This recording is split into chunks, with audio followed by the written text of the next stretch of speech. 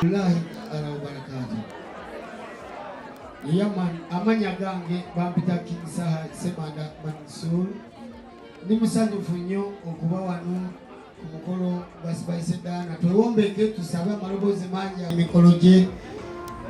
Allah tukwebaza olw'abantu bonna bano abeefiiriza otulo tw'okumakya ne bajja bambi bamubeererewo bamubuguumirize.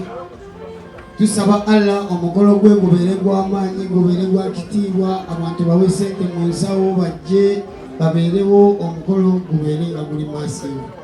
Allah bingi bye twandikusabye ebituli ku mwoyo by'osinga okumanya ebyetaago byaffe, naye byonna tubiteeka mu mikono gyo kubanga gwe obimanyi otusinga ebizibu bya leero n'ebyenkya. Tukusaba byonna obitutaase, tubikusaba nga tuyita mu Nabbi Muhammadi, mu Yesu ne mu mmandwa z'abajjajjaffe bonna. Amiina. Mbeebaza nnyo okujja amanya nga baddiramu nze King Saha ku lwa Spice entabuka, era nsoze neefiiriza byonna.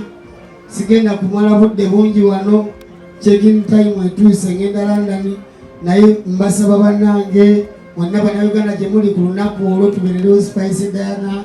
Ebigambo byange bibadde bingi naye kambisala obudde nina butono nnyo, bajja kundeka entebe.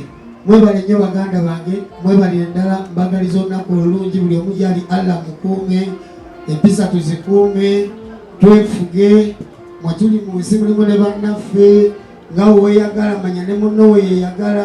Mwagale, oba tomwagala mwesonyiwe, obulamu butambule, kubanga ne woba toliiwo abalala babaawo, ne woba weeyagala tebakola ki. Mwebale nnyo baganda bange, big up yourselves, entambudde.